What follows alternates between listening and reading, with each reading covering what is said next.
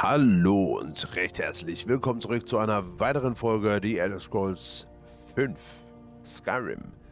Wir sind wieder mal, also wie letzte Folge auch, in einer Bücherfolge. Wir haben jetzt gedacht, ich mache so ein, zwei Folgen, um schon mal so 2, 3 Bücher einfach loszuwerden, beziehungsweise gelesen zu haben, um sie dann zu verkaufen. Und ja, da befinden wir uns gerade. Wir haben gerade schon 2 Bücher gelesen, Alduin ist echt und den Explorer Guide to Skyrim, und kommen jetzt Before the Ages of Man. Timeline Series Volume 1 Before the Ages of Man by Eikantar of Chimerene. Before man came to rule Tamriel, and before the chronicles of the historians recorded the affairs of the rulers of Tamriel, the events of our world are known only through myth and legends, and through the divinely inspired teaching of the 9 divines. For convenience, historians divided the distant ages of prehistory into 2 broad periods of time: the Dawn Era and the Meretic Era. The Dawn Era. The Dawn Era is that period before the beginning of mortal time, when the Fates and the gods take place. The Dawn Era ends with the exodus of the gods and magic from the world and the founding of the Adamantine Tower. Adamantine. The term Merethic comes from the Nordic, literally era of the elf. The Merethic era is the prehistoric time after the exodus of the gods and magic from the world at the founding of the Adamantine Tower. Adamantine Tower. And before the arrival of Ysgramor the North in Tamriel. The following are the most notable events of the Dawn Era, presented roughly in sequence as it must be understood by creatures of time, such as ourselves. The cosmos formed from the Arbis, chaos or totally, by Anu and Padme. Akatosh, Auriel, formed and time began. The gods at Ada formed. Lorcan convinced or tricked the gods into creating the mortal plane. Nirn. Or Hirn? Not sure. The mortal plane was at this point highly magical and dangerous, as the gods walked. The physical makeup of the mortal plane and even the timeless continuity of existence itself became unstable. When magic, Magnus, architect of the plans for the mortal world, decided to terminate the project, the gods convened at the Adamantine Tower, the Reni Tower, the oldest known structure in Tamriel, and decided what to do. Most left when magic did. Others sacrificed themselves into other forms, though that they might stay. The Elnofey. Lorcan was condemned by the gods to exile in the mortal realms, and his heart was torn out and cast from the tower. Where it landed, a volcano formed. With magic, in the mythic sense, gone, the cosmos stabilized. Elven history, finally linear, began. ME 2500. The Merethic Era. The Merethic Era was figured by early Nord scholars as a series of years numbered in reverse order, backward from the beginning of time. The founding of the Kamuran dynasty recorded as year 0 of the first era. The prehistoric events of the Meroitic era are listed here, with their traditional Nordic Meroitic dates. The earliest Meroitic date cited by King Harald's scholars was ME 2500, the Nordic reckoning of the first year of time. As such, the Meroitic era extends from ME 2500 in the distant past to ME 1. Okay, so ME stands for Meroitic era. Okay, nice. The year before the founding of the Cameron dynasty and the establishment of the White Gold Tower as independent city-state.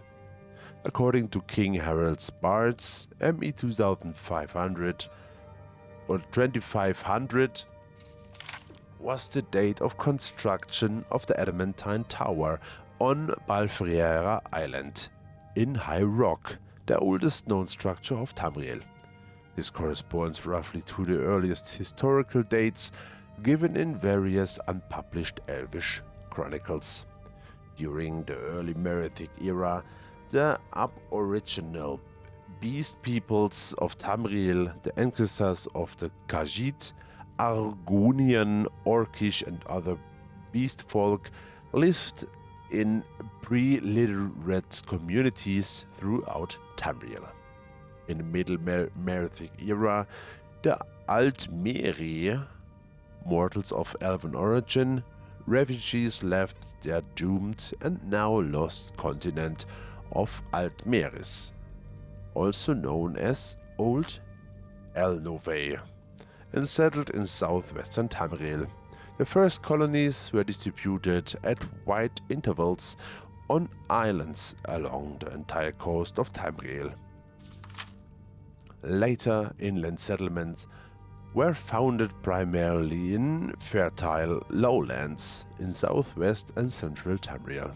Wherever the beast folk encountered the elves, the sophisticated, literate, technological, advanced Altmeri cultures displaced the primitive beast folk into the jungles, marshes, mountains, and wastelands. The adamantine tower was rediscovered and captured by the Direni, a prominent and powerful Altmeri clan. The Crystal Tower was built on Somerset Isle, and later White Gold Tower in Cyrodiil. During the Middle Meroitic era, Altmeri explorers mapped the coast of Vardenfell, building the first era High Elven wizard towers at Alt Redainia, Balfell, Tel Arun and Tel Mora in Morrowind. It was also during this period that wild elven settlements flourished in the jungles surrounding White Gold Tower, present-day Cyrodiil. Wild elves, also known as the Heartland High Elves, preserved the Dawn-era magics and language of the Elvenei, ostensibly a tribute land to the High King of Alinor, the Heartsland, long lines of communication from the Somerset Isles, sovereignty effectively isolated Cyrodiil from the High Kings at Crystal Tower. The late Middle Meroitic era is the period of the High Veloti culture. The Shaimer, ancestors of the modern Dunmer or Dark Elves, were dynamic, ambitious, long-lived elven clans devoted to fundamentalist ancestor worship. The Chaimer clans followed the prophet Velot out of the ancestral elven homelands in the southwest to settle in the lands now known as Morrowind. Dismissing the secular culture and profane practices of the Dwemer, the Chaimer also coveted the lands and resources of the Dwemer, and for centuries provoked them with minor raids and territorial disputes. The Dwemer, the dwarfs, free-thinking, reclusively elven clans devoted to the secrets of science, engineering, and alchemy, established underground cities and communities in the mountain range, later the Veloci Mountains, separating modern Skyrim and Morrowind. The late Merithic era marks the precipitous decline of Veloti culture. Some Veloti settled in villages near declining and abandoned ancient Veloti towers. During this period, Veloti high culture disappeared on Vardenfell Island. The earliest Dwemer freehold colonies date from this period. Degenerate Veloti devolved into tribal cultures, which in time evolved into the modern great houses of Morrowind, or persisted as the barbarian Ashlander tribes. The only surviving traces of this tribal culture are scattered Veloti towers and Ashlander nomads on Vardenfell Island. The original First-era High Elven wizard towers along the coast of Tamriel were also abandoned about this time.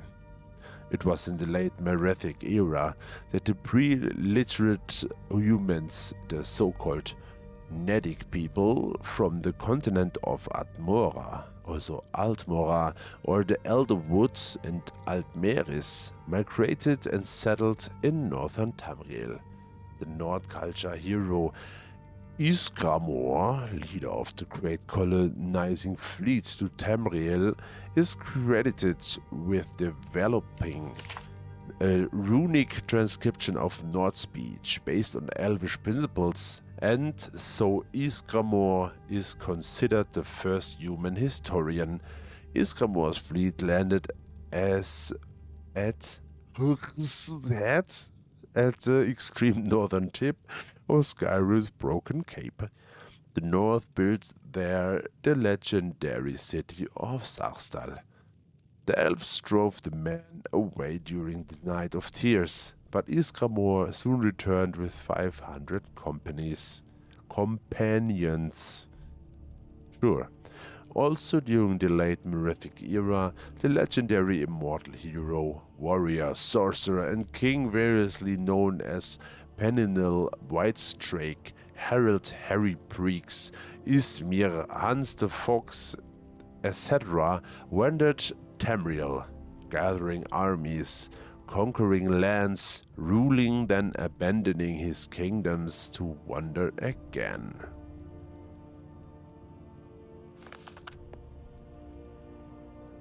Boah. Also Leute, da muss ich mal noch gerade eben kurz einen kleinen Schluck nehmen. Sorry, ganz kurz. Also, sag jetzt mal so, wenn euch das kein Abo und kein Like wert ist, dann weiß ich auch nicht, dass ich hier, keine Ahnung wie viele Seiten das jetzt waren, mit vielleicht pro Seite bei einem ziemlich abstrakten Text so 1 bis 2 Fehlerchen mache, dann weiß ich ja auch nicht. So, weiter geht's. Beggar the Prince. The story of Weedle and his gifts from the Daedric Lord Namira. We look down upon the beggars of the Empire. These lost souls are the poor and wretched of the land. Every city has its beggars.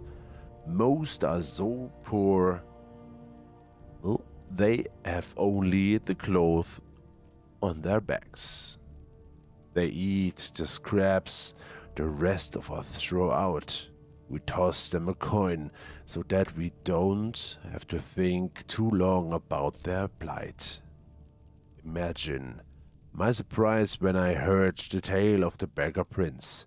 I could not imagine what a prince of beggars would be. Here's the tale I heard. It takes place in the First Age, when guards walked like men and Daedra stalked the wilderness with impunity. It's a time before they were all confined to oblivion. There once was a man named Weedle, or maybe it was a woman. The story goes to great lengths to avoid declaring Weedle's gender. Weedle was the 13th child of a king in Valenwood. As such, Weedle was in no position to take the throne or even inherit much property or wealth. Weedle had left the palace to find independent fortune and glory. After many days of endless forests, roads, and tiny villages, Weedle came upon 3 men surrounding a beggar. The beggar was swaddled in rags from head to toe. No portion of the vagabond's body was visible. The men were intent on slaying the beggar. With a cry of rage and indignation, Weedle charged the man with sword drawn. Being simple townsfolk, armed only with pitchforks and scythes, they immediately fled from the armored figure with the shining sword. "Many thanks for saving me," wheezed the beggar from beneath the heap of foul rags. Weedle could barely stand the stench. "What's your name, wretch?" Weedle asked. "I am Namira." Unlike the townsfolk, Weedle was well learned. That name meant nothing to them, but to Weedle it was an opportunity. "You are the Daedric Lord," Weedle exclaimed. "Why did you allow those men to harass you? You could have slain them with a whisper." "I'm pleased you recognized me," Namira rasped. "I'm frequently reviled by townsfolk. It pleases me to be recognized for my attribute, if not for my name." Weedle knew that Namira was the Daedric Lord of all things gross and repulsive. Diseases such as leprosy and gangrene were her domain. Where others might have seen danger, Weedle saw opportunity. Oh great Namira, let me apprentice myself to you. I ask only that you grant me powers to make my fortune and forge a name for myself that will live through the ages. Nay, I will make my way alone in the world. I have no need for an apprentice." Namira shambled off down the road. Weedle would not be put off. With a bound, Weedle was at Namira's heel, pressing the case for an apprenticeship. For 33 days and nights, Weedle kept up the debate. Namira said nothing, but Weedle's voice was ceaseless. Finally, on the 33rd day, Weedle was too hoarse to talk. Namira looked back on the suddenly silent figure. Weedle knelt in the mud at her feet, open hands raised in supplication. "It would seem you have completed your apprenticeship to me after all," Namira declared. "I shall grant your request." Weedle was overjoyed. "I grant you the power of disease. You may choose to be afflicted with any disease you choose, changing them at will, so long as it has visible symptoms. However, you must always bear at least one. I grant you the power of pity. You may evoke pity in anyone that sees you. Finally, I grant you the power of disregard. You may cause others to disregard your presence." Weedle was aghast. These were not boons from which a fortune could be made. They were curses, each awful in its own right, but together they were unthinkable. How am I to make my fortune and forge a name in myself with these terrible gifts? "As you begged at my feet," for 33 days and 33 nights. So shall you not beg for your fortune in the cities of men. Your name will become legendary among the beggars of Tamriel. The story of Weedle, the prince of beggars, shall be handed down throughout the generations. It was as Namira predicted. Weedle was an irresistible beggar. None could see the wretch without desperately wanting to toss a coin at the huddled form. However, Weedle also discovered that the power of disregard gave great access to the secrets of the realms. People unknowingly said important things where Weedle could hear them. Weedle grew to know the comings and goings of every citizen in the city. To this day, it is said that if you really want to know something, go ask the beggars. They have eyes and ears throughout the cities. They know all the little secrets of the daily lives of its citizens.